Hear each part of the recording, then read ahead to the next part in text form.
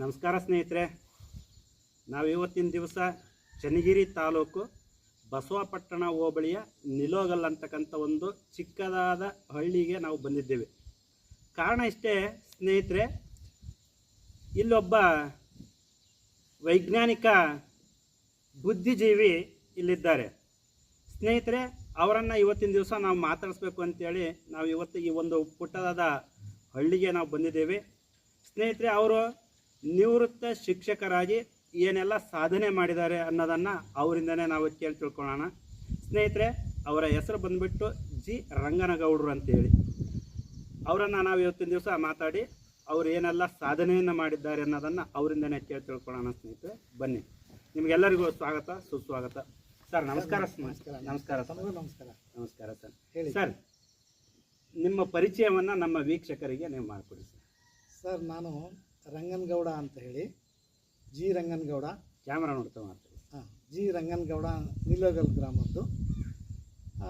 ನಾನು ಮೈಸೂರಲ್ಲಿ scent Philomena college, ಪ್ರತಿಷ್ಠಿತ ಕಾಲೇಜಲ್ಲಿ BSc ಪದವಿ ಪಡ್ಕೊಂಡು, ದಾವಣಗೆರೆಯಲ್ಲಿ 1976ರಲ್ಲಿ B.Ed ಪದವಿ ಗಳಿಸ್ಕೊಂಡು ಸುಮಾರು 8 ವರ್ಷಗಳ ಕಾಲ ನಿರುದ್ಯೋಗಿ ಆಗದೇ ವ್ಯವಸಾಯದ ಕಡೆ ಗಮನ ಹರಿಸಿ ಒಳ್ಳೆಯ ಅಪ್ಪಟ ರೈತ ವರ್ಗದಲ್ಲೂ ನಾನು ಬೆಳೆಯನ್ನು ಬೆಳೆದು ಸಹಕಾರಿ ಕ್ಷೇತ್ರದಲ್ಲಿ ಪ್ರವೇಶ ಮಾಡಿ ಡಾಗಿನಕಟ್ಟೆ ಸೇವಾ ಸಹಕಾರ ಸಂಘದ ಅಧ್ಯಕ್ಷನಾಗಿ 6 ವರ್ಷ ರೈತಾಪಿಗರಿಗೆ ಅತಿ ಹೆಚ್ಚು ಕಡಿಮೆ ಖರ್ಚಿನಲ್ಲಿ, ಹೆಚ್ಚು ಅವರಿಂದ ನಿರೀಕ್ಷಣೆ ಮಾಡಿದ ಹಾಗೆ ಅತ್ಯಂತ ಕಡಿಮೆ ಖರ್ಚಿನಲ್ಲಿ ಅವರಿಂದ ಸಾಲ ಕೊಟ್ಟು ಸಾಲ ಮರುಪಾವತಿ ಮಾಡಿ ಸೊಸೈಟಿ ಒಳ್ಳೆಯ ಸುಸ್ಥಿತಿಯಲ್ಲಿ ಇರೋ ಹಾಗೆ ಮಾಡಿದ್ದು ನನ್ನ ಜೀವನದ ಒಂದು ಟರ್ನಿಂಗ್ ಪಾಯಿಂಟ್ ಅಂತ ಹೇಳ್ಬೋದು. ಅದಾದಮೇಲೆ 1984-85ರಲ್ಲಿ ಡಾಗಿನಕಟ್ಟೆನಲ್ಲಿ ಒಂದು ವಾಲ್ಮೀಕಿ ಪ್ರೌಢಶಾಲೆ ಪ್ರಾರಂಭ ಆಗಿತ್ತು. ಅದಕ್ಕೆ ನನಗೆ ಅವರು ಇನ್ವೈಟ್ ಮಾಡಿದರು. ನಾನು ಜಾಯಿನ್ ಆದೆ. ವಿಜ್ಞಾನ ಶಿಕ್ಷಕರಾಗಿ ನಾನು ಆಯ್ಕೆಗೊಂಡೆ. ಅಲ್ಲಿಂದ 2011ರವರೆಗೆ ಸುಮಾರು 27 ವರ್ಷಗಳ ಕಾಲ ನಾನು ವಿಜ್ಞಾನ ಶಿಕ್ಷಕನಾಗಿ ಕಾರ್ಯಾರಂಭ ಮಾಡಿದ್ದೀನಿ. ಸ್ನೇಹಿತರೆ, 27 ವರ್ಷಗಳ ಕಾಲ ನಿರಂತರವಾಗಿ ವಾಲ್ಮೀಕಿ ಪ್ರೌಢಶಾಲೆ ದಾಗಿನಕಟ್ಟೆ ಗ್ರಾಮದಲ್ಲಿ ಅವರು ವಿಜ್ಞಾನ ಶಿಕ್ಷಕರಾಗಿ ಸೇವೆಯನ್ನು ಸಲ್ಲಿಸ್ತಾರೆ. ಅದರ ಜೊತೆಯಾಗಿಯೇ ಅವರು ಕೆಲವು ಕಂದಾಚಾರಗಳ ಬಗ್ಗೆ, ಭ್ರಷ್ಟಾಚಾರದ ಬಗ್ಗೆ, ಮೂಢನಂಬಿಕೆಗಳ ಬಗ್ಗೆ, ದುಶ್ಚಟಗಳ ಬಗ್ಗೆ ಈ ರೀತಿಯಾಗಿ 4 ಕೃತಿಗಳನ್ನು ಅವರು ಬರೆದಿದ್ದಾರೆ ಸ್ನೇಹಿತರೆ. 3 ಕೃತಿಗಳು ಈಗಾಗಲೇ ಬಿಡುಗಡೆಯಾಗಿದ್ದಾವೆ ಸ್ನೇಹಿತರೆ. ನಾಳೆ ದಿವಸ, ಭಾನುವಾರ ದಿವಸ, ನಾಳೆ 26ನೇ ತಾರೀಕು ಮೇ ತಿಂಗಳು, ನಾಳೆ ದಿವಸ ಅವರ ಇನ್ನೊಂದು ಕೃತಿ ದುಶ್ಚಟಗಳು, ದುಷ್ಪರಿಣಾಮಗಳು, ಸಾಮಾಜಿಕ ಪಿಡುಗುಗಳು ಅಂತಕ್ಕಂಥ ಶೀರ್ಷಿಕೆಯಲ್ಲಿ ನಾಳೆ ದಿವಸ ಬಿಡುಗಡೆ ಆಗ್ತಾ ಇದೆ. ಬಸವಪಟ್ಟಣದ ಸರ್ಕಾರಿ ಪ್ರಥಮ ದರ್ಜೆ ಕಾಲೇಜಿನಲ್ಲಿ ಬಿಡುಗಡೆ ಆಗ್ತಾ ಇದೆ. ಹಾಗಾಗಿ ಇವತ್ತಿನ ದಿವಸ ಅವರನ್ನು ನಾವು ಅವ್ರನ್ನ ಸಂದರ್ಶನವನ್ನು ಮಾಡಲಿಕ್ಕೆ ಬಂದಿದ್ದೇವೆ. ಸರ್, ನೀವು ಕೃತಿಗಳನ್ನು ಈಗಾಗಲೇ 4 ಕೃತಿಗಳು ನಾಳೆ ಬಿಡುಗಡೆ ಆಗೋದನ್ನು ಸೇರಿ 4 ಕೃತಿಗಳು. ನಿಮ್ಮ ಮೊದಲನೆಯ ಕೃತಿ ಯಾವ್ದು ಸರ್? ಅದು ಏನು ವಿಷಯವನ್ನು ಅದು ಒಳಗೊಂಡಿದೆ ಸರ್? ನಾನು ಬಾಲ್ಯದಲ್ಲಿ ನನ್ನ ಹಳ್ಳಿಗಳಲ್ಲಿ ಸಾಕಷ್ಟು ಪ್ರಮಾಣದ ಮೌಢ್ಯತೆಗಳನ್ನು ನಾನು ಕಂಡುಕೊಂಡಿದ್ದೆ. ನನ್ನ ಪರಿಸರದಲ್ಲಿ ಸುತ್ತ ಆ ಮೌಢ್ಯತೆಗಳಿಂದ ಜನ ಹೊರಬರಬೇಕು ಅಂತಕ್ಕಂಥ ತುಡಿತ ನನ್ನ ಬಾಲ್ಯದಲ್ಲೇ 15-16ನೇ ವರ್ಷದಲ್ಲೇ ಇಷ್ಟೊಂದು ಮೌಢ್ಯತೆ ಇದ್ದರೆ ನಾವು ಖಂಡಿತ ಉದ್ಧಾರ ಆಗೋದಿಲ್ಲ ಅನ್ನೋ ಕಾರಣಕ್ಕೆ, ಜನ ಮೌಢ್ಯತೆಯಿಂದ ಹೊರಬರಬೇಕು ಅನ್ನೋ ಕಾರಣಕ್ಕೆ ನಾನು ಅವಾಗ ಹೇಳಿದ್ರೆ ಜನ ಕೇಳೋ ಪರಿಸ್ಥಿತಿಯಲ್ಲಿ ಇರಲಿಲ್ಲ. ನಾನು ಮುಂದೆ BSc ಓದುವಾಗ ವಿಜ್ಞಾನ ಶಿಕ್ಷಕನಾಗಿ ಆಯ್ಕೆ ಆದಮೇಲೆ ನನಗೆ ವೈಚಾರಿಕ ಕ್ರಾಂತಿ ಮತ್ತು ವೈಜ್ಞಾನಿಕ ವಿಚಾರಗಳನ್ನು ಜನರಿಗೆ ತಿಳಿಸಿ ಅವರನ್ನು ಆ ಮೌಢ್ಯತೆಯಿಂದ ಹೊರ ತರಬೇಕು ಅಂತಕ್ಕಂಥ ತುಡಿತ ಮತ್ತು ಮಿಡಿತ ನನ್ನಲ್ಲಿ ಇತ್ತು. ಹಾಗಾಗಿ ನಾನು ಶಿಕ್ಷಕನಾದಾಗ ಅದನ್ನು ಬರವಣಿಗೆ ಮಾಡಬೇಕು ಅಂತಂದಾಗ ನೀವು ಡಿಪಾರ್ಟ್ಮೆಂಟ್ ಪರ್ಮಿಷನ್ ತಗೊಂಡು ಬರವಣಿಗೆ ಮಾಡಬೇಕಾಗತ್ತೆ ಅಂತಂದರು. ಹಾಗಾಗಿ ನಾನು ನಿವೃತ್ತಿಯ ನಂತರದಲ್ಲಿ 2012ರಿಂದ ಮೂಢನಂಬಿಕೆಗಳು, ವೈಜ್ಞಾನಿಕ ವೈಚಾರಿಕ ಚಿಂತನ ಅಂತಕ್ಕಂಥ ಒಂದು ಕೃತಿಯನ್ನು ರಚನೆ ಮಾಡಿದೆ. ಅದು ನನ್ನ ಬಸವಪಟ್ಟಣ ಹೋಬಳಿನಲ್ಲಿ ಅಷ್ಟೊಂದಾಗಿ ಜನರಿಗೆ ಅದು ಏನು ಪ್ರಚಾರಕ್ಕೆ ಬರಲಿಲ್ಲ.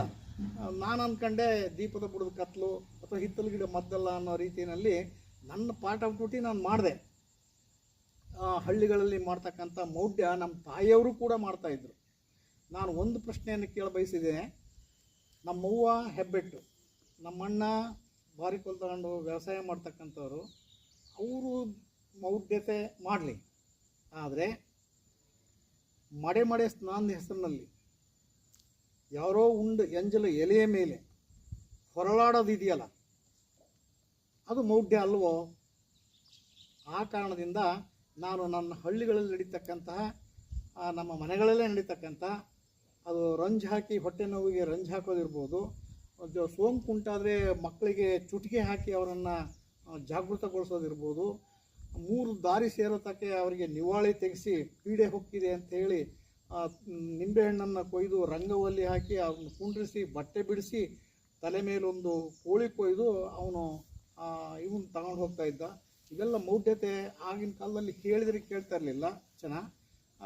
ನಮ್ಮವನು ಸ್ವಲ್ಪ ಮೌಢ್ಯತೆಯನ್ನು ಅನುಸರಿಸ್ತಾ ಇತ್ತು.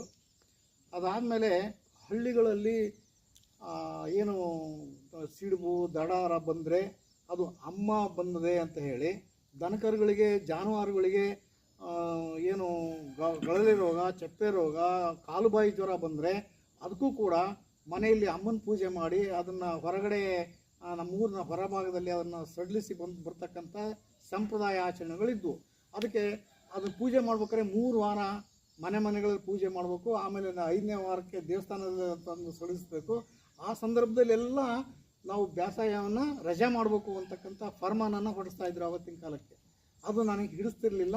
ನನ್ನ ಮನೆ ನಾನು ಮಾಡೋದನ್ನು ಬಿಟ್ಟೆ, ನೀವ್ಯಾರು ಪ್ರಶ್ನೆ ಮಾಡೋಂಗಿಲ್ಲ ಅದನ್ನು ಅಂತ. ಹಾಗೆ ಅಕ್ಕಪಕ್ಕದವರೇ ಅವ್ರೇನು ಮಾಡಲಿಲ್ಲ, ಅವ್ರಿಗೇನು ಆಗಲಿಲ್ಲ, ನಾವಿನ್ನೂ ತೊಳಲಾಡ್ತೀವಿ ಅನ್ನೋ ಪರಿಜ್ಞಾನಕ್ಕೆ ಬಂದರು. ಆಮೇಲೆ ಸತ್ತ ಹೆಣವನ್ನು ತೊನ್ನಿದ್ರೆ ಅದನ್ನು 7 ಹಳ್ಳಿಗೆ ಮಳೆ ಹೊಡಿತದೆ ಅಂಥೇಳಿ ಅದನ್ನು ಕೀಳ್ತಿದ್ರು. ಹಾಗಾಗಿ ಯಾರೋ ಒಬ್ಬರು ಹರಿಜನರ ಒಂದು ಹೆಣವನ್ನು ಹೊರ ತೆಗೆದ್ರು. ಆತ ತುಂಬ ದುಃಖಿತರಾಗಿದ್ದರು, ಅವರು ಇಡೀ ಫ್ಯಾಮಿಲಿ. ಈ ಜನ ಉತ್ಸಾಹದಿಂದ ಅದೇನು ಕೊಳತೆ ಇಲ್ಲ, ಶವ ಹಾಗೆ ಆಸ್ ಇಟ್ ಈಸ್ ಹಾಗೆ ಐತೆ, ಊರೆಲ್ಲ ಬೆಳ್ತವೆ, ಕೂದಲೆಲ್ಲ ಬೆಳ್ತವೆ ಅಂತ ಹೇಳ್ತಿದ್ರು. ಅದೆಲ್ಲ ಸುಳ್ಳು, ನನಗೆ ಚೆನ್ನಾಗಿ ಗೊತ್ತಿತ್ತದು. ಈಗ ದೇಹ ಕೃಷಿ ಆದಾಗ ಅವು ಸ್ವಲ್ಪ ಬೆಳೆದಂಗೆ ಕಾಣಿಸ್ತದೆ ಬಿಟ್ಟರೆ ಇನ್ನೇನು ಆಗ್ತಿರ್ಲಿಲ್ಲ. ಒಂದು ಯಾವುದೇ ಜೀವರಾಶಿ ಕೊಳಿಬೇಕು ಅಂತಂದರೆ ಆ ಭೂಮಿಯಲ್ಲಿ ಲವಣಾಂಶ ಇರಬೇಕು, ತೇವಾಂಶ ಇರಬೇಕು. ಇವರು ಒಣ ನೆಲದಲ್ಲಿ ಜನವರಿ ತಿಂಗಳಲ್ಲೋ ಏನೋ ಒಣ ನೆಲದಲ್ಲಿ ಹೋಗೋದು, ಮೇ ತಿಂಗಳಲ್ಲಿ ಮಳೆ ಬರಲಿಲ್ಲ ಅಂತಂದರೆ ಅದು ಹಾಗೆ ಇರ್ತೈತಿ. ಅದಾದಮೇಲೆ ಕೆಳಗೆ ಕೊಳಿತತಿ. ಬೇಗನೆ ಕೊಳಿಬೇಕು ಅನ್ನೋದಾದರೆ ಅಲ್ಲಿ ಲವಣಾಂಶ, ಭೂಮಿಯಲ್ಲಿರೋ ಲವಣಾಂಶ ಇರಬೇಕು ಮತ್ತು ತೇವಾಂಶ ಇರಬೇಕು. ಅವಾಗ ಆಟೋಮೆಟಿಕಲಿ ಕೊಳಿತತಿ. ಇದು ಸಹಜ ವೈಜ್ಞಾನಿಕ ಪ್ರಕ್ರಿಯೆ. ಇದನ್ನೆಲ್ಲ ಜನರಿಗೆ ಹೇಳಿದ ಮೇಲೆ ಅವ್ರಿಗೆಲ್ಲ ಅರಿವಾಗ್ತಾ ಬಂತು. ಫಸ್ಟು ಕೇರಿಯವರೆಲ್ಲ ಗಮನಿಸಕ್ಕೆ ಹತ್ತಿದ್ರು, ಆಮೇಲೆ ಊರೆಲ್ಲ ಗಮನಿಸ್ತಿದ್ರು, ಆಮೇಲೆ ಅಕ್ಕಪಕ್ಕ ಹಳ್ಳಿಯವರು. ನಾನು ಪಾಠ ಮಾಡುವಾಗ ಜೀವನದ ಶಿಕ್ಷಣವನ್ನು ನನ್ನ ಪಠ್ಯಕ್ರಮದಲ್ಲಿ C+O2 CO2 ಅಂತ ಅಷ್ಟೇ A+B² ಅಷ್ಟೇ ಸೂತ್ರ ಮಾಡಲಿಲ್ಲ. ಜೀವನದ ಶಿಕ್ಷಣ, ನೈತಿಕ ಶಿಕ್ಷಣವನ್ನು ಕೂಡ ಮಕ್ಕಳಿಗೆ ಕೊಡ್ತಾ ಇದ್ದದ್ರಿಂದ ಆ ಮಕ್ಕಳು ನನ್ನನ್ನು ಅತ್ಯಂತ ಹೆಚ್ಚಿನ ಅಭಿಮಾನದಿಂದ ಪ್ರೀತಿಯಿಂದ ಕಾಣ್ತಾ ಇದ್ದರು. ಹಾಗಾಗಿ ಮೌಢ್ಯತೆಗಳು ಎಲ್ಲೆಲ್ಲಿ ಹಾಸುಹೊಕ್ಕಾಗಿ ಬರ್ತಾ ಇದ್ದಾವೋ ಅವಕ್ಕೆಲ್ಲ ಉದಾಹರಣೆ ಕೊಡ್ತಾ ಸ್ಪೆಷಲ್ ಕ್ಲಾಸ್ ತಗೊಂಡು ಅವರಿಗೆ ಇದು ಮಾಡ್ತಾಯಿದ್ದೆ. ಬಾಲ್ಯ ವಿವಾಹ ಪದ್ಧತಿನೂ ಕೂಡ ಆವಾಗ ಇತ್ತು. ಈಗ ಒಂದು 30-40-50 ವರ್ಷದ ಹಿಂದೆ. ಆವಾಗ ಒಂದು 9ನೇ ತರಗತಿಯ ಮಗುಗೆ ಅವರು ನಾನು ರಜಾ ಕಾಲದಲ್ಲಿ ಮದುವೆ ಮಾಡಿಬಿಟ್ರು. ನೆಕ್ಸ್ಟ್ 9ನೇ ತರಗತಿಯ ಮಕ್ಕಳಿಗೆ 4 ಜನರಿಗೆ ಬೇರೆ ಬೇರೆ ಊರವರು ಯಲದರಳ್ಳಿ ಮತ್ತು ಡಾಯಿಂಪೇಟೆಯಲ್ಲಿ 3-4 ಜನರಿಗೆ ಮದುವೆ ಮಾಡೋಕ್ಕೆ ಹೇಳಿದಾಗ ಆ ಹೆಣ್ಣುಮಕ್ಕಳು ನಾನು ಮಾಡಿದ ಪಾಠದಿಂದ ಪ್ರಭಾವಿತರಾಗಿ ಅವರು ಅದನ್ನು ತಿರಸ್ಕರಿಸಿದರು. ಇಲ್ಲ, ನಾವು ಯಾವ ಕಾರಣಕ್ಕೂ SSLC ಓದ್ದಲೇ ನಾವು ನಿಮ್ಮ ಮದುವೆಗೆ ನಾನು ಒಪ್ಕೊಳ್ಳೋದಿಲ್ಲ ಹಾಗೆ ಅಂಥೇಳಿ. ಅದಾದಮೇಲೆ ರಜಾ ಆದಮೇಲೆ ಬಂದಾಗ ಆ ಫ್ಯಾಮಿಲಿಯ ಸದಸ್ಯ ಬಂದು ನನ್ನನ್ನು ಪ್ರಶ್ನೆ ಮಾಡಿದರು, ಏನು ರೀ ನಮ್ಮ ಮಕ್ಕಳು ಹಡ್ಕೊಂಡಿದ್ದೀವಿ, ನಮಗೆ ಬದುಕೋದು ಗೊತ್ತಿಲ್ವ, ಅವ್ರಿಗೆ ಮದುವೆ ಮಾಡೋದು ಗೊತ್ತಿಲ್ವ, ಈಗೇನೋ ಒಳ್ಳೆ ಗಂಡು ಸಿಕ್ಕಿದಾಗ ಮಾಡ್ತೀವಿ, ಸಿಗಲಿಲ್ಲ ಅಂದರೆ ಮುಂದೈತೆ ನಿಮಗೆ ಗತಿ ಅನ್ನೋ ರೀತಿಯಲ್ಲಿ ಬೆದರಿಕೆಯನ್ನು ಕೂಡ ಹಾಕಿದ್ದುಂಟು. ಅದಾದಮೇಲೆ ಅವರೇ ತಪ್ಪು ಒಪ್ಕೊಂಡು ಇಲ್ಲ ತಪ್ಪಾಯಿತು ನಾವು ಮಾಡಿದ್ದು ಅಂತ ಹೀಗೆ ಹೇಳಿದ್ರು. ಆಮೇಲೆ ವಿಜ್ಞಾನ ಪಾಠ ಮಾಡುವಾಗ ಜೀವನದ ಕ್ರಮಗಳು ಹೇಗೆ ಬರ್ತವೆ, ವಿವಿಧ ಮಜಲುಗಳಲ್ಲಿ ಹೇಗೆ ಉಂಟಾಗ್ತವೆ, ಅದರಲ್ಲೂ ವಿಶೇಷವಾಗಿ ಬಾಲ್ಯದಲ್ಲಿ ಏನು ಒಂದು ಹಳ್ಳಿ ಏನು ಸಸಿ ಹೇಗೆ ಬೆಳೆದು ದೊಡ್ಡದಾಗ್ತವೆ, ಹೂ ಬಿಡ್ತಕ್ಕಂಥದ್ದು, ಹೀಚಾಗ್ತಕ್ಕಂಥದ್ದು, ಕಾಯಾಗ್ತಕ್ಕಂಥದ್ದು, ಹಣ್ಣಾಗ್ತಕ್ಕಂಥದ್ದು, ಹೀಗೆ ಮನುಷ್ಯರಲ್ಲೂ ಕೂಡ ಒಂದು ಹಂತಕ್ಕೆ ಬಂದ ಮೇಲೆ ಹಾರ್ಮೋನ್ಗಳ ಕ್ರಿಯೆಯಿಂದ, ಆ ಹಾರ್ಮೋನ್ಗಳ ಒಂದು ಸ್ರವಿಕೆಯಿಂದ ಅವರ ದೇಹದಲ್ಲಿ ಹಲವಾರು ಬದಲಾವಣೆಗಳಾಗ್ತಾ ಇದ್ವು.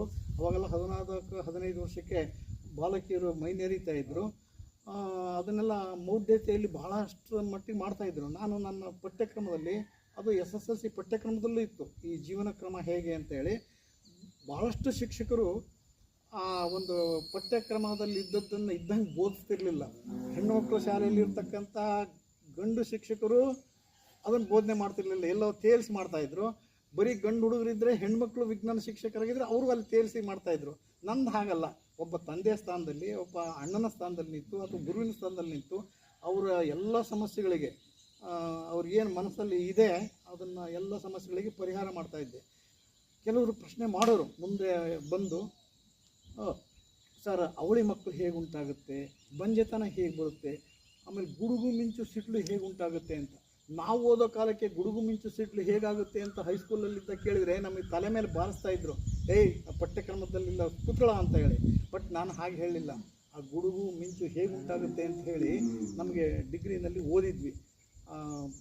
ಆಕಾಶಯಾನದಲ್ಲಿ ವಿದ್ಯುತ್ ಸಂಚಯಗಳು ಆದಾಗ ಒಂದು ಶಕ್ತಿ ಬಿಡುಗಡೆ ಆಗ್ತದೆ. ಆ ಶಕ್ತಿಯ ಮಿಂಚು ಅದು ಏನು ಮೋಡಗಳ ರಚನೆಯಲ್ಲಿ ಒಳಗಡೆ ನುಸುಳಿದಾಗ ಘರ್ಷಣೆ ಏರ್ಪಟ್ಟು ಶಬ್ದ ಉಂಟಾಗ್ತಿತ್ತು. ಅದೇ ಗುಡುಗು. ಆ ಶಕ್ತಿ ಒಗ್ಗೂಡಿ ಒಂದು ಕಡೆ ಬಂದು ಎತ್ತರವಾದ ಸ್ಥಳಗಳಿಗೋ ದೇವಾಲಯಗಳಿಗೋ ಎಲ್ಲೋ ಒಂದು ಮರಕ್ಕೋ ಹೊಡೆದು ಬಿಡ್ತಾಯಿತ್ತು. ಅದೇ ಸಿಡ್ಲು. ನಾನು ಚಿಕ್ಕವನಿದ್ದಾಗ ನಮ್ಮ ಅಪ್ಪ ಪ್ರಶ್ನೆ ಮಾಡ್ತಾಯಿದ್ದೆ, ಮಳೆಗಾಲದಲ್ಲಿ ಸಿಡ್ಲು ಹೊಡೆದ ತಕ್ಷಣಕ್ಕೆ ನಾನು ಮುಚ್ಕೊಂಬಿಡೋರು ನಮ್ಮಪ್ಪ. ಏನು ಸಿಡ್ಲು ಹೆಂಗೆ ಉಂಟಾಗುತ್ತಪ್ಪ ಅಂತ ನನಗೆ ಚಿಕ್ಕವನಿದ್ದಾಗಲೇ ಪ್ರಶ್ನೆ ಮಾಡ್ತಕ್ಕಂಥ ಮನೋಭಾವ ಇತ್ತು. ಹೇಗೆ ಉಂಟಾಗುತ್ತೆ ಅಂತ ಕೇಳಿದೆ ನಾನು. ಅದಕ್ಕೆ ಅರ್ಜುನ ಬಾಣ ಬಿಟ್ಟಿದಾನಪ್ಪ ಅಂತ ನಮ್ಮಪ್ಪ ಅಂತಿದ್ರು. ಪಾಪ ಅವ್ರಿಗೆ ಅವತ್ತಿನ ಅವರ ಜ್ಞಾನದ ಮಟ್ಟ ಗೊತ್ತಾಯ್ತಾ. ಹೀಗೆ ಹಲವಾರು ಮೌಢ್ಯಗಳು. ಅದರಲ್ಲೂ ವಿಶೇಷವಾಗಿ ನಾನು ಉಕ್ಕಡಗಾತ್ರಿಗೆ ಹೋಗಿದ್ದೆ ಈ ಪುಸ್ತಕ ಬರೆಯೋಕ್ಕಿಂತ ಮುಂಚೆ. ಅಲ್ಲೆಲ್ಲ ನಾನು ನೋಡಿದಾಗ ಭಾಳಷ್ಟು ಜನ ಮೌಢ್ಯತೆಯಿಂದ ಮಾನಸಿಕ ಖಿನ್ನತೆಗೊಳಗಾಗಿ ಆ ಉಕ್ಕಡಗಾತ್ರಿಯ ತುಂಬ ಬರೀ ದೆವ್ವಗಳ ಕಾಟ, ದೈವದ ಹೆಸರಿನಲ್ಲಿ ದೆವ್ವಗಳ ಬರುವಿಕೆ ಇದು ಮಾಡ್ತಾಯಿದ್ರು. ನಾನು ಅನಿಸ್ತಲ್ಲಿ ಇಲ್ಲಿ ಒಂದು ಮಾನಸಿಕ ಚಿಕಿತ್ಸಾ ಕೇಂದ್ರ ಇರಬೇಕಾಗಿತ್ತು. ಅದ್ರ ಬದಲು ಯಾತ್ರಿ ನಿವಾಸ ಮಾಡಿ ಬಂದು ದೆವ್ವಗಳು ಬಂದವನ್ನೆಲ್ಲ ಅಲ್ಲಿ ಕೂಡ ಹಾಕಂತ ಕೆಲಸ ಮಾಡ್ತಾ ಇದ್ದಾರೆ.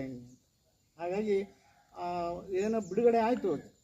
ಅದಾದಮೇಲೆ ಕನ್ನಡ ಸಾಹಿತ್ಯ ಪರಿಷತ್ತಿಗೆ ನಾನು ಆ ಪುಸ್ತಕ ಕೊಟ್ಟು ಕಳಿಸಿದೆ. ಇಲ್ಲಿ ಸಕ್ಸಸ್ ಆಗಲಿಲ್ಲ ನಮ್ಮ ಹಳ್ಳಿ ವಾತಾವರಣದಲ್ಲಿ. ಆದರೆ ಅವರು ಆಯ್ಕೆ ಸಮಿತಿಯಲ್ಲಿ ಅದನ್ನು ಆಯ್ಕೆ ಮಾಡಿ 1,000 ಪ್ರತಿಗಳನ್ನು ಬಿಡುಗಡೆ ಮಾಡಿದರು 16ನೇ ಇಸ್ವಿನಲ್ಲಿ. ಯಾರೋ ಕನ್ನಡ ಸಾಹಿತ್ಯ ಪರಿಷತ್ನವರು ಅವರೇ ಪ್ರಕಟಗೊಳಿಸಿದರು. ಒಂದು 5,000 ರೂಪಾಯಿ ನನಗೆ TADA ಕೊಟ್ಟಿದ್ದರು. ನನ್ನ ಪುಸ್ತಕ ಒಂದೇ ಅಲ್ಲ, ಹೊನ್ನಾಳಿಯಲ್ಲಿ ಸಂಗನಾಳ ಮಠ ಅಂತ ಇದ್ದಾರೆ, ಅವ್ರದ್ದು ನಮ್ಮದು 2 ಕೃತಿಗಳು. ಅದ್ರ ಜೊತೆ ಇನ್ಯಾರೋ ದೇವೇಗೌಡರು ಬಿಡುಗಡೆ ಮಾಡಿದರು. ನಮ್ಮ ಇಡೀ ಫ್ಯಾಮಿಲಿ ಹೋಗಿ ಆ ಬಿಡುಗಡೆ ಕಾರ್ಯಕ್ರಮದಲ್ಲಿ ಇದು ಮಾಡಿದ್ವಿ. ನನಗೆ ಅವರು ಸ್ವಲ್ಪ ರೆನ್ಯುಮರೇಷನ್ನು ಕೊಟ್ಟಿದ್ದರು, ಗೌರವ ಪ್ರತಿ 50 ಪ್ರತಿಗಳನ್ನು ಕೊಟ್ಟಿದ್ದರು. ಅದಾದಮೇಲೆ ನನಗೆ ಮೊದಲಿಂದಲೂ ಮೌಢ್ಯತೆಯ ಜೊತೆಗೆ ಭ್ರಷ್ಟಾಚಾರದ ವಿರೋಧಿಯ ಮನಸ್ಥಿತಿ ಇತ್ತು. ಈಗ ಕನ್ನಡ ಸಾಹಿತ್ಯ ಪರಿಷತ್ ಆಯ್ಕೆ ಮಾಡಿದ್ದು ನಿಮ್ಮ ಮೊದಲನೇ ಕೃತಿ? ಹೌದು, ಮೊದಲನೇ ಕೃತಿ. ಕೃತಿ ಅದು 3 ಮುದ್ರಣಗಳನ್ನು ಕಂಡಿದೆ. ಅದು ಕೃತಿ ಹೆಸರು ಇನ್ನೊಮ್ಮೆ ಹೇಳಿ ಸರ್. ಮೂಢನಂಬಿಕೆಗಳು, ವೈಜ್ಞಾನಿಕ ವೈಚಾರಿಕ ಚಿಂತನ ಮಂಥನ ಅಂತ ಅದಕ್ಕೆ ಹೆಸರಿಟ್ಟಿದ್ದೆ ನಾನು. ಆ ಕೃತಿಯನ್ನು ಕನ್ನಡ ಸಾಹಿತ್ಯ ಪರಿಷತ್ತಿನವರು ಅದನ್ನು ಆಯ್ಕೆ ಮಾಡಿಕೊಂಡು ಹೌದು 16,000 ಪ್ರತಿಗಳನ್ನು ಪ್ರಕಟ ಮಾಡಿದ್ದಾರೆ. ಅಲ್ಲ, 1,000 ಪ್ರತಿಗಳು. 1,000 ಪ್ರತಿಗಳು. ಆಮೇಲೆ ಮತ್ತೆ ಮರುಮುದ್ರಣ ಮಾಡಿದ್ದಾರೆ. 1,000 1,000 2-3 ಮುದ್ರಣ ಕಂಡಿದೆ. ಒಟ್ಟಾರೆಯಾಗಿ ಒಂದು 3,000 ಪ್ರತಿಗಳ ಮುದ್ರಣಗೊಂಡು ಆಗಿರ್ಬೋದು. ನಾನು 1,000 ಮಾಡಿದ್ದೆ. ಅವನ್ನ ಲೈಬ್ರರಿಗೆ 500 ಪ್ರತಿಗಳನ್ನು ಆಯ್ಕೆ ಮಾಡ್ಕೊಂಡಿದ್ರು ಅವರು. ಇನ್ನು ಉಳಿದವಲ್ಲ ಇಲ್ಲೇ ಗೌರವ ಪ್ರತಿ ಅಂತೇಳಿ ನಾನು ಓದುಗರಿಗೆ ನೀಡಿದ್ದೆ. ಈಗ ಮೂಢನಂಬಿಕೆಗಳನ್ನು ಅದನ್ನು ನೀವು ವಿರೋಧ ಮಾಡ್ತಾ ಇದ್ದಾಗ ಇಲ್ಲಿನ ನಿಮ್ಮ ಗ್ರಾಮದವರು ಅಥವಾ ಅಕ್ಕಪಕ್ಕದ ಗ್ರಾಮದವರು ಜನಗಳು ಯಾವ ರೀತಿಯಾಗಿ ಅದನ್ನು ಸ್ವೀಕಾರ ಮಾಡಿ? ಪ್ರಾರಂಭದಲ್ಲಿ ಯಾರೂ ಒಪ್ಪೋದಿಲ್ಲ, ಯಾರೂ ಒಪ್ತಾನೂ ಇರಲಿಲ್ಲ. ಫಸ್ಟು ಪ್ರಯೋಗಕ್ಕೆ ಹೊರೆ ಹಚ್ತಿದ್ರು. ಅದ್ರ ಫಲಿತಾಂಶ ನಮ್ಮ ಮನೆಯಲ್ಲೇ ಕಾಣ್ತಿತ್ತು ಅವರಿಗೆ. ಓಹೋ, ಅವ್ರ ಮನೆಯಲ್ಲೇ ಅವರು ಇವನ್ನ ಯಾವನು ಮಾಡ್ದೇ ಅವ್ರು ಚೆನ್ನಾಗಿ ಬದುಕಿದ್ದಾರೆ, ನಾವ್ಯಾಕೆ ಅದನ್ನು ಮಾಡಬೇಕು ಅನ್ನೋ ಲೆಕ್ಕಕ್ಕೆ ಬಂದು ತನ್ನಷ್ಟಕ್ಕೆ ತಾನೇ ನಿಧಾನಕ್ಕೆ ಒಂದೇ ಸರಿಗೆ ಆಗಲ್ಲ, ಗ್ರ್ಯಾಜುಯಲ್ಲಾಗಿ ಅದನ್ನು ಬಿಡ್ತಾ ಬಂದರು ಮೌಢ್ಯತೆಯನ್ನು. ನನಗೂ ಅದು ಖುಷಿ ತಂತು. ಒಟ್ಟಾರೆ ಸ್ನೇಹಿತರೆ, ಅವರ ಮನೆಯಿಂದಲೇ ಮೌಢ್ಯಾಚಾರದ ವಿರುದ್ಧ ಸಿಡಿದೆದ್ದೇವರು ರಂಗನಗೌಡ. ಖಂಡಿತ. ಕೇವಲ ಹೊರಗಡೆ ಅಷ್ಟೇ ಅಲ್ಲ, ತಮ್ಮ ಮನೆಯಿಂದಲೇ ಪ್ರಾರಂಭಗೊಂಡು ತಮ್ಮ ಗ್ರಾಮದಲ್ಲಿ, ಅಕ್ಕಪಕ್ಕದ ಗ್ರಾಮದಲ್ಲಿ ಈ ಕಂದಾಚಾರದ ವಿರುದ್ಧವಾಗಿ ಅವರು ಒಂದು ಕೃತಿಯನ್ನು ಅವರು ಬರೆದರು.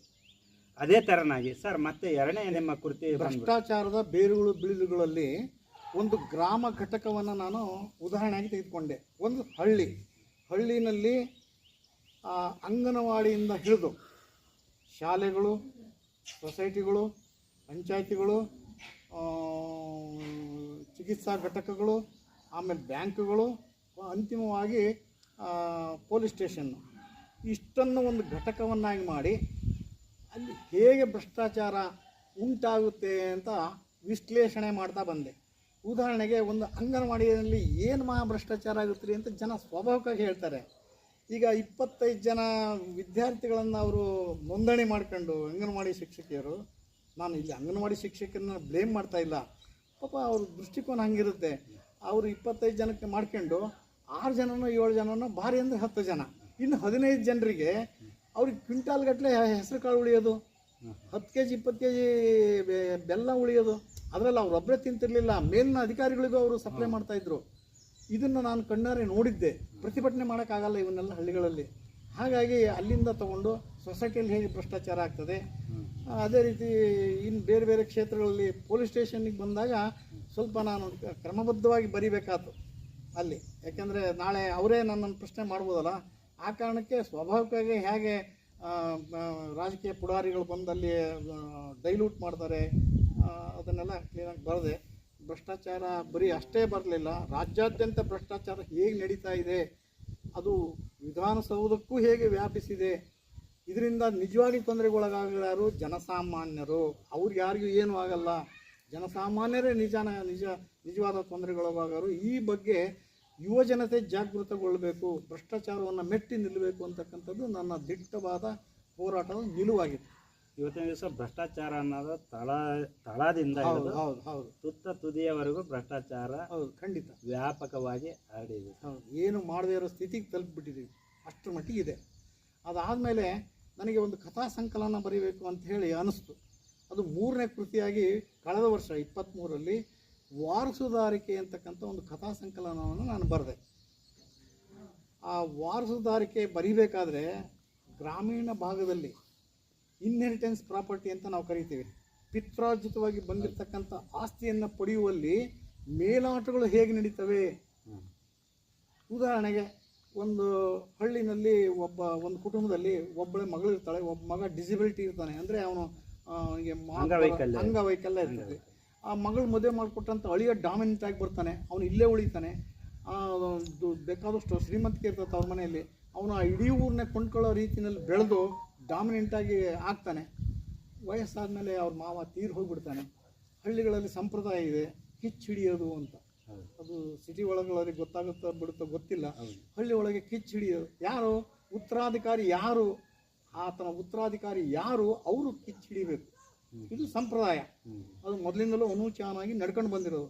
ಆದರೆ ಅಲ್ಲಿ ಏನಾಯಿತು, ಅವನು ದರ್ಪದಿಂದ ಇದ್ದ, ಚೇರ್ಮನ್ ಆಗಿದ್ದ, ಯಾರೂ ಅವನಿಗೆ ಪ್ರತಿ ವಿರೋಧ ಮಾತಾಡ್ತಿರ್ಲಿಲ್ಲ. ಕೊನೆಗೆ ಅವನು ಈ ಹುಡುಗನಿಗೆ ಪ್ರೋತ್ಸಾಹ ಕೊಡದೇ ಹೊಡಿ ಮಾಡಿ ಹೆದರಿಸಿಟ್ಕೊಂಡಿದ್ದ ಆ ಅಳಿಯನ್ನು, ಅವನ ಆಸ್ತಿನೆಲ್ಲ ಕಬಳಿಸೋಕ್ಕೆ. ಅದು ಅವ್ರ ಪಾಪ ಅವ್ರ ನಾಲೆಡ್ಜಿಗೆ ಬರದೇ ಹೋಯಿತು ಅವ್ರ ತಂದೆ ತಾಯಿಗಳಿಗೆ. ಅದಾದಮೇಲೆ ಅಲ್ಲಿ ಯಜಮಾನರುಗಳೆಲ್ಲ ಸೇರಿ ಕಿಚ್ಚು ಹಿಡಿಯೋದು ಯಾರು ಹಿಡಿಬೇಕು ಅಂತ ಒಂದು ಪ್ರಶ್ನೆ ಹೇಳಿತು. ಆವಾಗ ಎಲ್ಲರೂ ಈತನ ಪರವಾಗಿ ಹೇಳಿದರೆ, ಮೂಲೆಯಲ್ಲಿ ಕುಳಿತಿರ್ತಕ್ಕಂಥ ಒಬ್ಬ ಬಡವ, ಅದೇ ವಂಶಸ್ಥ ಒಬ್ಬ ಬಡವ, ಕುಂಟನೋ ಕುರುಡನೋ, ಮಗನೇ ಅಳಿಯ ಮಗ ಆಗೋಕ್ಕೆ ಸಾಧ್ಯ ಇಲ್ಲ ಅಂತಕ್ಕಂಥ ಒಂದು ನಾಣ್ಣುಡಿಯನ್ನು ಹೇಳಿದಾಗ ಎಲ್ಲ ಬೆಚ್ಚಿ ಬಿದ್ದುಬಿಟ್ರು. ಕೊನೆಗೆ ಆ ಅಂಗವಿಕಲನಿಂದಲೇ ಆ ಕಿಚ್ಚನ್ನು ಹಿಡಿಸಿದರು. ಈ ಥರದ ಮೇಲಾಟಗಳು ಬೇಕಾದಷ್ಟು ಆಗ್ತವೆ. ಆಸ್ತಿ ಕಬಳಿಕೆಯಲ್ಲಿರ್ಬೋದು, ಇನ್ನು ಮತ್ತೊಂದರಲ್ಲಿ ಇರ್ಬೋದು. ಈ ಥರಕ್ಕೆ ಇದ್ದಾಗ ಅದು ಒಂದು ಸಕ್ಸಸ್ಸಿವ್ ಪ್ರೋಗ್ರಾಮ್ ಆಗಿ ಇದು ಆಯ್ಕೆ ಆಯಿತು. ನಿಮ್ಮ 2ನೇ ಕೃತಿ ಎಷ್ಟು ಮುದ್ರಣವನ್ನು ಕಂಡಿದೆ ಸರ್? ಎಷ್ಟು? ಇಲ್ಲ ಸರ್, ಮೊದಲನೇದು ಮಾತ್ರ 3-4 ಮುದ್ರಣ ಕಂಡಿದೆ. 2ನೇದು 2 ಮುದ್ರಣ ಕಂಡೈತಿ. ಈ 3ನೇದು 1 ಮುದ್ರಣ, ಎಲ್ಲ 1000 ಪ್ರತಿಗಳು. ಈಗ 4ನೇ ಮುದ್ರಣನೂ ಕೂಡ 1000 ಪ್ರತಿಗಳನ್ನು ಮಾಡಿದ್ದೀವಿ. ಹೌದು. ಈಗ 4ನೇ ಮುದ್ರಣ ಅದು ಶೀರ್ಷಿಕೆನೇ ಹೇಳಿದಂತೆ ದುಶ್ಚಟಗಳು, ದುಷ್ಪರಿಣಾಮ ಹಾಗೂ ಸಾಮಾಜಿಕ ಪಿಡುಗುಗಳು. ನಾನು ನನ್ನ ಪರಿಸರದಲ್ಲಿ, ನಿಮಗೆ ಸ್ಪಷ್ಟವಾಗಿ ಹೇಳೋದಾದರೆ, ನನ್ನ ಪರಿಸರದಲ್ಲಿ ಎಷ್ಟೋ ಜನ ನನ್ನ ವಿದ್ಯಾರ್ಥಿ ಮಿತ್ರರೇ ಅಕಾಲಿಕ ಮರಣಕ್ಕೆ ತುತ್ತಾಗಿದ್ದನ್ನು, ದುಶ್ಚಟಗಳಿಗೆ ಬಲಿಯಾಗಿ ವ್ಯಸನಿಗಳಾಗಿ ಅಕಾಲಿಕ ಮರಣಕ್ಕೆ ತುತ್ತಾಗಿದ್ದನ್ನು ನಾನು ಗಮನಿಸಿದ್ದೆ. ಅದು ನನಗೆ ಯಾಕೆ ಇವ್ರನ್ನ ಜಾಗೃತಗೊಳಿಸಬಾರ್ದು ಅಂತಕ್ಕಂತಹ ಒಂದು ಒಳ ಮನಸ್ಥಿತಿ ನನಗಿತ್ತು ಯಾವತ್ತೂ. ಬಟ್ ಅದನ್ನು ಎಕ್ಸ್ಪ್ರೆಸ್ ಮಾಡಿದರೆ ಯಾರೂ ಅದನ್ನು ತಗೊಳ್ತಿರ್ಲಿಲ್ಲ. ಇವತ್ತಿನ ರಾಜಕೀಯದ ಆಡಳಿತದಲ್ಲಿ ಹೇಗಿದೆ ಅಂತಂದರೆ, ನಾವು ಏನೂ ಮಾಡೋದು ಬೇಡ, ಸತ್ಯ ಹೇಳಿದರೆ ನಾವು ಕೆಟ್ಟರಾಗಿಬಿಡ್ತೀವಿ. ಅಂತಹ ಸ್ಥಿತ್ಯಂತರ ಕಾಲಘಟ್ಟದಲ್ಲಿ ನಾವಿದ್ದೇವೆ. ಹಾಗಾಗಿ ಸ್ವಲ್ಪ ದಿವಸ ಅದರ ಮಾಹಿತಿ ಎಲ್ಲ ಕಲೆ ಹಾಕಿದ್ದೆ. ದುಶ್ಚಟಗಳು ಯಾವ್ಯಾವು, ಜೂಜಾಟಗಳು ಯಾವ್ಯಾವು, ಅವುಗಳಿಂದ ಹೇಗೆ ವ್ಯಸನಿಗಳಾಗ್ತಾರೆ. ಅದರಲ್ಲೂ ಯುವ ಜನತೆ ಇವತ್ತು ದುಶ್ಚಟಗಳಿಗೆ ಬಲಿಯಾಗಿಬಿಟ್ರೆ ನಾಳೆ ದುರ್ಬಲ ಆಗ್ತದೆ ದೇಶ. ಅಕ್ಕಪಕ್ಕದಲ್ಲಿ ಹೊಂಚು ಹಾಕಿದ್ದಾರೆ ತೋಳುಗಳಂತೆ ದೊಡ್ಡ ಪಾಕಿಸ್ತಾನ ಇವು. ನಾಳೆ ಮಿಲ್ಟ್ರಿಗೆ ಜನ ಸೇರಿದಂಗೆ ಆಗ್ಬಿಡ್ತಾರಲ್ಲ ಯುವಕರು, ಅವಾಗ ಏನು ಮಾಡಬೇಕು ಅಂತಕ್ಕಂಥ ಒಂದು ದೂರದ ದೃಷ್ಟಿಕೋನವೂ ನನಗಿತ್ತು. ಹಾಗಾಗಿ ಆ ದುಶ್ಚಟಗಳು, ದುಷ್ಪರಿಣಾಮಗಳು, ಸಾಮಾಜಿಕ ಪಿಡುಗು ಅಂತಂದರೆ ಅದು ವೇಶ್ಯಾಟಿಕೆ ಇರ್ಬೋದು, ವಿಧವಾ ಇದು ಇರ್ಬೋದು, ಆಮೇಲೆ ಈವನ್ ಈ ಮೊಬೈಲ್ ಕೂಡ ಒಂದು ಸಾಮಾಜಿಕ ಪಿಡುಗು ಅನ್ನೋದನ್ನು ನಾನು ನನ್ನ ಇದರಲ್ಲಿ ಪ್ರತಿಪಾದನೆ ಮಾಡಿದ್ದೇನೆ. ಇದು ಎಷ್ಟು ಒಳ್ಳೆಯದಿದೆಯೋ ಅಷ್ಟೇ ಕೆಟ್ಟದ್ದು ಇದೆ. ಇದರಿಂದ ಕೊಲೆ ಸುಲಿಗೆಗಳಾಗಿದ್ದಾವೆ, ದರೋಡೆಗಳಾಗಿದ್ದಾವೆ, ಅತ್ಯಾಚಾರಕ್ಕೆ ಇದನ್ನು ಬಳಕೆ ಮಾಡಲ್ಪಟ್ಟಿರ್ತಕ್ಕಂಥ ಉದಾಹರಣೆಗಳು ನಾವು ಪ್ರಚಲಿತ ವಿದ್ಯಮಾನಗಳಲ್ಲೇ ನೋಡ್ತಾ ಇದ್ದೀವಿ. ಗೊತ್ತಾಯ್ತಾ? ಹಾಗಾಗಿ ಇದಕ್ಕೆ ಮಾತ್ರ ತುಂಬ ಶ್ರಮ ಹಾಕಿದೆ. ಯಾಕೆಂದರೆ ಸಿಂಥೆಟಿಕ್ ಡ್ರಗ್ಸ್ನಿಂದ ಇವತ್ತು ಪ್ರಪಂಚ, ನಮ್ಮ ಹಳ್ಳಿಗಳಲ್ಲಿ ಡ್ರಗ್ಸ್ ಬಗ್ಗೆ ಜನರಿಗೆ ಗೊತ್ತಿಲ್ಲ. ಆದರೆ ಬೆಂಗಳೂರು, ಬಾಂಬೆ, ಕಲ್ಕತ್ತಾದಂಥ ದೇಶಗಳಲ್ಲಿ, ರಾಜ್ಯಗಳಲ್ಲಿ, ದೊಡ್ಡ ದೊಡ್ಡ ಟೌನ್ಗಳಲ್ಲಿ ಈ ಡ್ರಗ್ಸ್ ಹಾವಳಿ ಎಷ್ಟಿದೆ ಅಂತಂದರೆ ಸರ್ಕಾರನೇ ಬೆಚ್ಚಿ ಬೀಳ್ತವೆ ಅಷ್ಟರ ಮಟ್ಟಿಗೆ. ಮೊನ್ನೆ ನೀವೇ ನೋಡಿದ್ದೀರ, ಆನೇಕಲ್ನಲ್ಲಿ 101 ಜನ ನೈಟ್ ರೇವ್ ಪಾರ್ಟಿ ಮಾಡಿ 86 ಜನದ ಬ್ಲಡ್ನಲ್ಲಿ ಅದು ಇದೆ ಅಂತ ಬಂದಿದೆ. ಹಿಂದೆ ನಟಿಯರಾದ ಸಂಜನಾ ಗಲ್ರಾಣಿ ಮತ್ತು ರಾಗಿಣಿ ದ್ವಿವೇದಿ ಅನ್ನೋರು ಡ್ರಗ್ಸ್ನಲ್ಲಿ ಸಿಕ್ಕಾಕೊಂಡಿದ್ದು, ಅವ್ರ ಮೇಲೆ FIR ಆಗಿ ಅವ್ರ ಹೇರ್ ಫಾಲಿಕಲ್ನೆಲ್ಲ ತೆಗೆದು FSR ವರದಿ ಕಳಿಸಿ ರಿಪೋರ್ಟ್ ಬಂದರೂ ಇವತ್ತು ಇನ್ನೂ ಸರ್ಕಾರ ಏನು ಕ್ರಮ ಕೈಗೊಂಡಿಲ್ಲ. ಯಾಕೆಂದರೆ ಅವ್ರ ಹಿಂದೆ ದೊಡ್ಡ ಒಂದು ಜಾಲನೆ ಅಡಗೈತಿ. ಅದೆಲ್ಲ ಬಯಲಿಗೆ ಬರುತ್ತೆ ಅಂತ ಯಾವ ಸರ್ಕಾರಗಳು ಅದನ್ನೆಲ್ಲ ಹೆಚ್ಚು ಇದನ್ನು ಮಾಡೋಕ್ಕೆ ಹೋಗೋದಿಲ್ಲ. ಆದರೂ ನಾನೊಬ್ಬ ನಾಗರಿಕ, ಪ್ರಜ್ಞಾವಂತ ನಾಗರಿಕನಾಗಿ ಇವತ್ತಿನ ಯುವ ಜನತೆ ಏನು ಹಾಳಾಗ್ತಾ ಇದೆ, ಮದ್ಯವ್ಯಸನಗಳಾಗಿ ಅವರ ಇಡೀ ಸಮಾಜ, ಅವರ ಇಡೀ ಫ್ಯಾಮಿಲಿ ಕಣ್ಣೀರಲ್ಲಿ ಕೈ ತೊಳೆಯಂಗೆ ಆಗಬಾರ್ದು, ಅವನಿಗೂ ಒಂದು ಜೀವನ ಅನ್ನೋದು ಇರುತ್ತೆ ಅಂತ ಹೇಳಿ ನಾನು ಜಾಗೃತಗೊಳಿಸೋದಕ್ಕೆ ಹೊರಟಾಗ, ಇವತ್ತೇನು ನಾಳೆ ಉದ್ಘಾಟನೆ ಮಾಡ್ತಾ ಇದ್ದಾರೆ ನ್ಯಾಯಮೂರ್ತಿ ಶ್ರೀ ಅರಳಿ ನಾಗರಾಜ್, ಉಚ್ಚ ನ್ಯಾಯಾಲಯದ ನಿವೃತ್ತ ನ್ಯಾಯಾಧೀಶರು ಒಂದು ಕೃತಿ ಬರೆದಿದ್ದರು, ದೇಶದ ಚಿತ್ತ ಯುವಜನರತ್ತ ಅಂತ. ಅದನ್ನು ಓದಿದ ಮೇಲೆ ಘನವತ್ಯ ನ್ಯಾಯಮೂರ್ತಿಗಳೇ ಅಷ್ಟೊಂದು ಸಾಮಾಜಿಕ ಕಾಳಜಿ ಬದ್ಧತೆಯಿಂದ ಅದನ್ನು ಮಾಡ್ತಾರೆ ಅಂದರೆ ನನಗೆ ಯಾಕೆ ಸಾಧ್ಯ ಆಗೋದಿಲ್ಲ ಅಂತಕ್ಕಂಥ ಒಂದು ಚಾಲೆಂಜಿಂಗ್ ಮೂಡ್ ನನಗೆ ಮೂಡ್ತು. ಹಾಗಾಗಿ ನಾನು ಮಾಹಿತಿಯನ್ನು ಕಲೆ ಹಾಕ್ತಾ, ಹಲವಾರು ಮಾಹಿತಿಗಳನ್ನು ಕಲೆ ಹಾಕ್ತಾ, ನನ್ನ ಪರಿಸರದಲ್ಲಿ ಏನೆಲ್ಲ ನಡೀತಾ ಇದ್ದಾವೆ, ಈ ಕುಡಿತದ ದುಶ್ಚಟಗಳಿರ್ಬೋದು, ಜೂಜಾಟದ ದುಶ್ಚಟಗಳಿರ್ಬೋದು, ಅವರ ಫ್ಯಾಮಿಲಿ ಕಣ್ಣಿನಲ್ಲಿ ಕೈ ತೊಳೆಯೋದಿರ್ಬೋದು, ಆಮೇಲೆ ಈಗ ಸಮಾಜದಲ್ಲಿ ಬಹಳ ಜಾತೀಯತೆ, ಅಸ್ಪೃಶ್ಯತೆ, ನಿರುದ್ಯೋಗ ಸಮಸ್ಯೆ, ಇಷ್ಟು ನಡುವೆ ಅದರೊಳಗೆ 2 ಅಂಶಗಳನ್ನು ನಾನು ಸೇರಿಸಿದ್ದೀನಿ. ಒಂದು ವೃದ್ಧಾಪ್ಯದಲ್ಲಿ ವಯೋಸಹಜ ನ್ಯೂನತೆಗಳು ಅಂತ. ಜನರಿಗೆ ವಯಸ್ಸಾದ ಮೇಲೆ ವಯೋಸಹಜವಾಗಿ ನ್ಯೂನತೆಗಳು ಬರ್ತವೆ. ಏನೇನು ನ್ಯೂನತೆಗಳು ಬರ್ತವೆ, ಅವರವರ ಇಡೀ ಫ್ಯಾಮಿಲಿನಲ್ಲಿ ಆ ನ್ಯೂನತೆಗಳನ್ನು ಸರಿಪಡಿಸಿ ಹೋದರೆ ಒಂದು ರೀತಿಯಲ್ಲಿ ಅವ್ರಿಗೂ ಕಷ್ಟ, ಒಂದು ರೀತಿಯಲ್ಲಿ ಇವ್ರಿಗೂ ಕಷ್ಟ. ವೃದ್ಧಾಶ್ರಮಕ್ಕೆ ಹೋಗಬೇಕಾಗ್ತದೆ. ಅವನ್ನೆಲ್ಲವನ್ನೂ ಸಹದೂಸ್ಕೊಂಡು ಹೋಗಲಿಕ್ಕೆ ವೃದ್ಧರ ನ್ಯೂನತೆಗಳ ಬಗ್ಗೆ ಬರೆದಿದ್ದೀನಿ. ಹಾಗೆಯೇ ಜೀವನ ಶಿಕ್ಷಣ ಇವತ್ತು ಪಠ್ಯಕ್ರಮದಲ್ಲಿ ಏನೇ ಇರ್ಬೋದು, ಆದರೆ ಹೊರಗಡೆ ಬಾಹ್ಯ ಮಟ್ಟದಲ್ಲಿ ಒಂದು ಜೀವನ ಶಿಕ್ಷಣ ಅನ್ನೋದು ಬೇಕಾಗ್ತದೆ ಮನುಷ್ಯನಿಗೆ. ವ್ಯಾವಹಾರಿಕ ಜ್ಞಾನ ಬೇಕು. ಎಲ್ಲೋ ನಾವು ಹೋಗ್ತೀವಿ, ಏನು ತೂಕದಲ್ಲಿ ಮೋಸ ಆಗ್ಬೋದು, ಇನ್ನೊಂದರಲ್ಲಿ ಮೋಸ ಆಗ್ಬೋದು, ಎಕ್ಸ್ಪೈರಿ ಆದಂಥ ಮೆಡಿಸಿನ್ಸ್ ಕೊಡ್ಬೋದು. ಅಂಥವರಲ್ಲೆಲ್ಲ ಜಾಗೃತಿಗೊಳ್ಳಬೇಕು ಈ ಯುವಜನತೆ ಅಂತ ಹೇಳಿ ನನ್ನ ತುಡಿತ. ಅದ್ರ ಜೊತೆಗೆ ಮದ್ಯವ್ಯಸನಗಳಾಗಿ ತಂದೆ ತಾಯಿಗಳ ಮುಂದೆ ಇವ್ರು ತಲೆಬಾಗಲಿ, ಆದರೆ ಇವರ ತಂದೆ ತಾಯಿಗಳು ಇವರ ಮದ್ಯವ್ಯಸನಿಗಳಾಗುವಿಕೆಯಿಂದ ಬೇರೊಬ್ಬರಿಗೆ ತಲೆಬಾಗೋದು ಬೇಡ ಅಂತ ನನ್ನ ಒಂದು ಸದಾಶಯ. ಜೊತೆಗೆ ಯುವಜನತೆ ಇವತ್ತೆಲ್ಲರೂ ಕನಸು ಕಾಣ್ತೀವಿ, ನೀವು ಎಲ್ಲರೂ ಸೇರಿ. ಆ ಕನಸು ನಿಜವಾದ ಕನಸಲ್ಲ. ಯಾವ ಕನಸು ನಮ್ಮನ್ನು ನಿದ್ದೆ ಮಾಡಿದ ಹಾಗೆ ಗುರಿಯನ್ನು ತಲುಪುವವರೆಗೆ ಎಚ್ಚರಗೊಳಿಸ್ತಿರ್ತದೋ ಅದು ನಿಜವಾದ ಕನಸು ಅಂತ ನನ್ನ ಭಾವನೆ. ಹಾಸಿಗೆ ದುಡ್ಡಿದ್ದ ಕ್ಷಣಕ್ಕೆ ಏನು ಬೇಕಾದ್ರೂ ಆಗುತ್ತೆ ಅಂತ ಕೆಲವರು ಹೇಳ್ಬೋದು. ಹಾಸಿಗೆ ಇದ್ದರೆ, ದುಡ್ಡಿದ್ದರೆ ಹಾಸಿಗೆಯನ್ನು ಕೊಳ್ಳಬೋದು, ನಿದ್ದೆಯನ್ನು ಕೊಳ್ಳಲಿಕ್ಕೆ ಆಗೋದಿಲ್ಲ ಅನ್ನೋದು ನನ್ನ ಅಭಿಲಾಷೆ. ಹಾಗಾಗಿ ಗ್ರಾಮೀಣ ಭಾಗದ ಜನರಿಗೆ ಇದೊಂದು ಅತ್ಯುತ್ತಮ ಕೈಪಿಡಿ ಆಗಬಲ್ಲದು ಅಂತಕ್ಕಂಥದ್ದು ಮುನ್ನುಡಿ ಬರೆದವರು ಹೇಳ್ತಾರೆ. ಅದನ್ನು ಓದಿದ ಮೇಲೆ ಜನರೂ ಅದಕ್ಕೆ ಸ್ಪಂದನೆ ನೀಡ್ಬೋದು ಅಂಥೇಳಿ ನಾನು ಆಶಾಭಾವನೆ ಹೊಂದಿದ್ದೀನಿ. ಸ್ನೇಹಿತರೆ, ನೋಡಿದ್ರಲ್ಲ, ಶ್ರೀಯುತ ರಂಗನಗೌಡರವರು ವೈಜ್ಞಾನಿಕ ಚಿಂತನೆ ಉಳ್ಳವರಾಗಿ, ಸಾಮಾಜಿಕ ಕಳಕಳಿ ಉಳ್ಳವರಾಗಿ, ಸಮಾಜದ ಅಂಕು ಡೊಂಕುಗಳನ್ನು ತಿದ್ದುವ ಸಲುವಾಗಿ ಅವರು ಕೇವಲ ಮಾತಿನಿಂದ ಅದನ್ನು ಸರಿದೂಗಿಸದೆ ಕೃತಿಗಳ ಮೂಲಕವಾಗಿ ಅವರು ಆ ಮಾರ್ಗದಲ್ಲಿ ಸಾಗಿ ಅದರ ಜೊತೆಯಾಗಿ ಪುಸ್ತಕಗಳ ಅಕ್ಷರ ರೂಪದಲ್ಲಿ ಅದನ್ನು ಬರೆದು ಮುಂದಿನ ಸಮಾಜಕ್ಕೆ, ಮುಂದಿನ ಪೀಳಿಗೆಗೂ ಅದು ಇರಲಿ ಅಂತಕ್ಕಂಥ ಉದ್ದೇಶವನ್ನು ಇಟ್ಕೊಂಡು ಈಗಾಗಲೇ 3 ಕೃತಿಗಳನ್ನು ಬಿಡುಗಡೆ ಮಾಡಿದ್ದಾರೆ. ನಾಳೆ ದಿವಸ 4ನೇ ಕೃತಿ ದುಶ್ಚಟಗಳು, ದುಷ್ಪರಿಣಾಮಗಳು ಮತ್ತು ಸಾಮಾಜಿಕ ಪಿಡುಗುಗಳು. ಆ ಶೀರ್ಷಿಕೆ ಹೆಸರೇ ಹೇಳುವಂತೆ ದುಶ್ಚಟಗಳಿಗೆ ಈಗಾಗಲೇ ಸಾಕಷ್ಟು ಮಂದಿ, ಸಾಕಷ್ಟು ಯುವ ಜನತೆ ಅದಕ್ಕೆ ಬಲಿ ಆಗ್ತಾನೇ ಇದೆ. ನಾವು ನಮ್ಮ ಶತ್ರುವನ್ನು ಬಗ್ಗು ಬಡಿಬೇಕು ಅಂತ ಹೇಳಿದ್ರೆ ಅವನನ್ನು ನೇರವಾಗಿ ಬಗ್ಗು ಬಡಿಯೋ ಅವಶ್ಯಕತೆ ಇಲ್ಲ. ಅವನನ್ನು ಕುಡಿತದ ಚಟಕ್ಕೆ, ಯಾವುದೋ ಒಂದು ಚಟಕ್ಕೆ ಅವನನ್ನು ಅಡಿಕ್ಟ್ ಮಾಡಿಬಿಟ್ರೆ ಸಾಕು, ನಮ್ಮ ವೈರಿ ತಾನಾಗೆ ನಾಶ ಆಗ್ತಾನೆ ಅಂತಕ್ಕಂಥದ್ದು ಒಂದು ಮಾತು ಬರುತ್ತೆ. ಹಾಗಾಗಿ ಅದಕ್ಕೆ ಯಾರು ಕೂಡ ಅಡಿಕ್ಟ್ ಆಗದೆ ನಮ್ಮ ಯುವ ಜನತೆ ಜಾಗೃತರಾಗಬೇಕು ಅಂತಕ್ಕಂಥ ಉದ್ದೇಶವನ್ನು ಇಟ್ಕೊಂಡು ನಾಳೆ ದಿವಸ ಬಿಡುಗಡೆ ಆಗುವಂಥ ಒಂದು ಕೃತಿನ ಅವರು ಬರೆದಿದ್ದಾರೆ. ಸರ್, ಈಗಾಗಲೇ ನೀವು 4 ಕೃತಿಗಳನ್ನು ಬರೆದಿದ್ದೀರಿ. ವೈಜ್ಞಾನಿಕ ಚಿಂತನೆ ಉಳ್ಳವರಾಗಿ, ಮನೋಭಾವನೆ ಉಳ್ಳವರಾಗಿ ನೀವು ಬರೆದಿದ್ದೀರಿ. ಆ ಕೃತಿಗಳನ್ನು ನಮ್ಮ ಜನತೆ, ನಮ್ಮ ಯುವ ಸಮೂಹ ಆಗಿರ್ಬೋದು ಅಥವಾ ಎಲ್ಲವನ್ನ ಒಳಗೊಂಡ ನಮ್ಮ ಜನತೆ ಅದನ್ನು ಯಾವ ರೀತಿಯಾಗಿ ಸ್ವೀಕರಿಸ್ಬೋದು? ನಿಮಗೆ ಅದು ತೃಪ್ತಿ ಆಗೋ ಮಟ್ಟಿಗೆ ಅದು ಸ್ವೀಕರಿಸ್ಬೋದು? ಖಂಡಿತ ಇಲ್ಲ. ಖಂಡಿತ ಜನರ ಮನಸ್ಥಿತಿ ಆ ರೀತಿ ಇಲ್ಲ. ಈಗ ಹೊಳೆಯೆಲ್ಲ ಹೆಂಡಾದಾಗ ಅದನ್ನು ಶುದ್ಧೀಕರಿಸೋದು ಭಾಳ ಕಷ್ಟ. ಇವತ್ತು ಜನತೆ ಆಡಂಬರದ ಜೀವನಕ್ಕೆ ಒಗ್ಗಿಕೊಂಡಿದ್ದಾರೆ, ಹಣದ ಹಿಂದೆ ಓಡ್ತಾ ಇದ್ದಾರೆ, ಮೌಲ್ಯದ ಹಿಂದೆ ಯಾರೂ ಓಡಕ್ಕೆ ತಯಾರಿಲ್ಲ. ಹಾಗಿದ್ದಾಗ ನಾವು ನೇರವಾಗಿ ಹೇಳ್ತಕ್ಕಂಥ ಮಾತುಗಳು ಅವರಿಗೆ ರುಚಿ ಆಗೋದಿಲ್ಲ.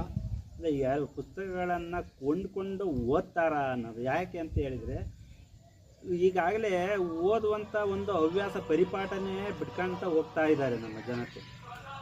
ಓದೋರೇ ಯಾರೂ ಇಲ್ಲ, ಓದ್ತಾ ಬಿಡ್ತಾನೆ ಹೋಗ್ತಾ ಇದ್ದಾರೆ. ಈಗ ಅದರಲ್ಲೂ ಮೊಬೈಲ್ ಬಂದಂಥ ಇವತ್ತಿನ ದಿನಗಳಲ್ಲಿ ಎಲ್ಲರೂ ಕೂಡ ಮೊಬೈಲನ್ನು ತಿಕ್ಕದೇ ಮಾಡ್ತಿದ್ದಾರೆ ಹೊರತು ಎಳೆಯದೇ ಮಾಡ್ತಿದ್ದಾರೆ. ಖಂಡಿತ ಅಂತ ಇದರಲ್ಲಿ ನೀವು ಕೃತಿಗಳನ್ನು ಬರೆದಿದ್ದೀರಿ ಸತ್ಯ. ಈಗ ಈ ಥರದ ಮಾತಾಡಿ ಒಣಹರಟೆಯಲ್ಲಿ ಹೋಗೋದಕ್ಕಿಂತ ಗ್ರಾಂಥಿಕ ರೂಪದಲ್ಲಿದ್ದರೆ ಇನ್ನು 10 ವರ್ಷಕ್ಕೋ 5 ವರ್ಷಕ್ಕೋ ಯಾರೋ ಪುಣ್ಯಾತ್ಮರು ಇಂಥ ಗ್ರಂಥ ಬರೆದಿದ್ದಾರೆ, ಇದು ಸತ್ಯ, ವೈಜ್ಞಾನಿಕ ಸತ್ಯ, ಅದು ಯಾವತ್ತೂ ಸತ್ಯನೇ, ಅದರಲ್ಲಿ ಏನು 2 ಮಾತೇ ಇಲ್ಲ. ಆ ಗಳಿಗೆಗೆ ಆಗದೇ ಇರ್ಬೋದು. ನಾವು ಮದ್ದು ಕುಡಿದ ತಕ್ಷಣಕ್ಕೆ ಎದ್ದು ನಿಲ್ಲಬೇಕು ಅನ್ನೋದು ಆಗೋದಿಲ್ಲ. ಅದಕ್ಕೆ ತನ್ನದೇ ಆದಂಥ ಕಾಲಮಿತಿಯಲ್ಲಿ ಅದು ಆಗ್ತಾ ಹೋಗ್ತದೆ. ಬೆಳಕು ಬಂದ ಹಾಗೆಲ್ಲ ಕತ್ಲು ಸಹಜವಾಗಿ ದೂರ ಹೋಗ್ತದೆ ಅಂತಕ್ಕಂಥದ್ದು ನನ್ನ ಆಶಾಭಾವನೆ. ನೋಡಿದ್ರಲ್ಲ ಸ್ನೇಹಿತರೆ, ನನ್ನ ಕರ್ತವ್ಯವನ್ನು ನಾನು ಮಾಡಿದ್ದೇನೆ. ಮದ್ದು ಕುಡಿದ ತಕ್ಷಣ ಎದ್ದು ನಿಲ್ಲಬೇಕು ಅಂತೇನಿಲ್ಲ, ಮುಂದೆ ಯಾವತ್ತಾದರೂ ಒಂದಿನ ಅದು ಪರಿಣಾಮ ಬೇರೆ ಬೀರುತ್ತೆ ಅಂತಕ್ಕಂಥದ್ದು ಅವರ ಮನಸ್ಥಿತಿ. ಸ್ನೇಹಿತರೆ, ಇವತ್ತಿನ ದಿವಸ ಏನಾಗ್ತಿದೆ ಅಂದರೆ ನಾವೆಲ್ಲರೂ ಕೂಡ ಮೊಬೈಲಿಗೆ ದಾಸರಾಗಿ ಮೊಬೈಲನ್ನೇ ನೋಡ್ತಾ ಇದ್ದೀವಿ ಹೊರತು ಓದುವ ಹವ್ಯಾಸವನ್ನು ನಾವೆಲ್ಲರೂ ಕೂಡ ಕಳ್ಕೊಂಡು ಬಿಟ್ಟಿದ್ದೀವಿ.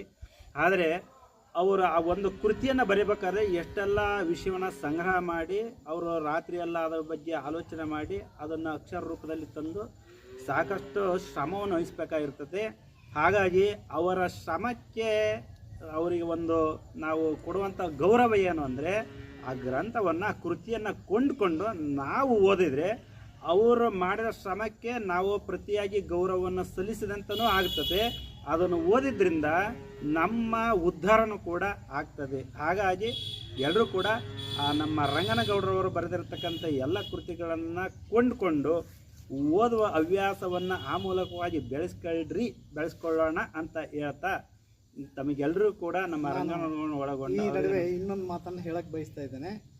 ನಾನು ಸ್ವಲ್ಪ ಮನಸ್ಥಿತಿಯನ್ನು ಉದಾರೀಕರಣಗೊಳಿಸಿದ್ದೀನಿ. ನನ್ನ ಕೃತಿಗಳಿಂದ ಸಾವಿರಾರು ಜನರಿಗೆ ಅನುಕೂಲ ಆಗಬೇಕು ಅನ್ನೋ ದೃಷ್ಟಿಯಿಂದ ನನಗೆ ಏನೋ ದೇವ್ರು ಕೊಟ್ಟಿರೋದ್ರಲ್ಲೇ ಸಂತೃಪ್ತಿಗಾಗಿ ಅದನ್ನೆಲ್ಲ ಬೆಳವಣಿಗೆ ಮಾಡಿ ಅದನ್ನು ಇದು ಮಾಡಿದ್ದೇನೆ. ಹಾಗಾಗಿ ನಾಳೆ ದಿವಸ ಕೃತಿ ಬಿಡುಗಡೆಯ ಸಮಾರಂಭಕ್ಕೆ ನನ್ನ ಈ ಹಿಂದಿನ ಕೃತಿಗಳು ಸೇರಿದಂತೆ ಮತ್ತು ನಾಳೆ ಬಿಡುಗಡೆಯಾಗುವ ಕೃತಿಯೂ ಸೇರಿದಂತೆ ಬಂದಿರತಕ್ಕಂಥ ಎಷ್ಟೇ ಜನ ಬರಲಿ, ಅವರು 250 ಬರ್ತಾರೋ 500 ಜನ ಬರ್ತಾರೋ, ಅವರು ಅಷ್ಟು ಜನರಿಗೂ ಗಿಫ್ಟ್ ರೂಪದಲ್ಲಿ ಗೌರವ ಪ್ರತಿನ ಎಲ್ಲರಿಗೂ ಕೊಡಬೇಕು. 4 ಕೃತಿಗಳನ್ನು 4ರಲ್ಲಿ ಈಗ ನನ್ನ ಹತ್ರ ಇರೋದೇ 3 ಇದೆ. 3 ಇದೆ. ಮೊದಲನೇ ಕೃತಿ 3 ಖಾಲಿ ಆಗಿದೆ. ಕೃತಿಗಳನ್ನ 3 ಪುಸ್ತಕವನ್ನ ನೀವು ಅವರಿಗೆ ಗೌರವ ಪ್ರತಿಯಾಗಿ ನಾನು ಕೊಡ್ತೇನೆ.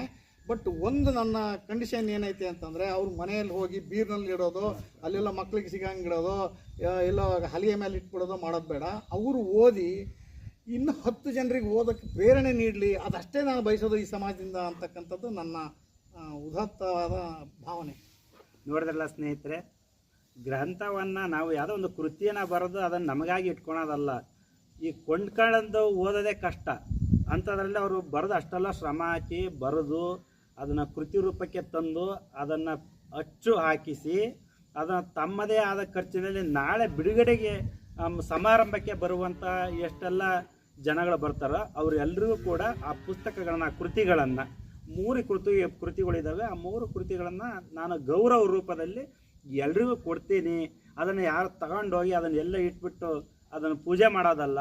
ಆ ಕೃತಿಗಳನ್ನು ಓದಬೇಕು, ಮುಂದಿನವರಿಗೆ ಓದಲಿಕ್ಕೆ ಕೊಡಬೇಕು, ಪ್ರೇರಣೆಯನ್ನು ನೀಡಬೇಕು ಅಂತಕ್ಕಂಥ ಉದಾರ ಒಂದು ಮನಸ್ಥಿತಿಯನ್ನು ಅವರು ನಿಮ್ಮ ಮುಂದೆ ಹೇಳ್ಕೊಳ್ತಾ ಇದ್ದಾರೆ ಸ್ನೇಹಿತರೆ. ಹಾಗಾಗಿ ನಾಳೆ ನಡೆಯುವಂಥ ಈ ಒಂದು ಕಾರ್ಯಕ್ರಮಕ್ಕೆ ಸಾಕಷ್ಟು ನಾವು ನೀವೆಲ್ಲರೂ ಕೂಡ ಆ ಕಾರ್ಯಕ್ರಮಕ್ಕೆ ಹೋಗೋಣ. ಆ ಮೂಲಕವಾಗಿ ಅವರಿಗೆ ಪ್ರೋತ್ಸಾಹವನ್ನು ಕೊಡೋಣ ಅಂತಕ್ಕಂಥ ವಿಷಯವನ್ನು ತಿಳಿಸ್ತಾ, ಇದುವರೆಗೂ ನಮ್ಮ ಜೊತೆಗೆ ನಮ್ಮ ಈ ಕಾರ್ಯಕ್ರಮಕ್ಕೆ ಆಗಮಿಸಿ ನಮಗೆ ತಮ್ಮದಾದ ಒಂದು ಶೈಲಿಯಲ್ಲಿ ಇಷ್ಟೊಂದು ವಿಷಯವನ್ನು ಅನುಭವವನ್ನು ಹಂಚಿಕೊಂಡಿದ್ದಕ್ಕೆ ಶ್ರೀಯುತ ರಂಗನಗೌಡರವರಿಗೆ ತುಂಬ ಹೃದಯದ ಧನ್ಯವಾದಗಳು ಸ್ನೇಹಿತರೆ. ಈ ವಿಡಿಯೋವನ್ನು ನೀವೆಲ್ಲರೂ ನೋಡಿದ್ದಕ್ಕೆ ನಿಮಗೆಲ್ಲರೂ ಕೂಡ ತುಂಬ ಹೃದಯದ ಧನ್ಯವಾದಗಳು ಸ್ನೇಹಿತರೆ.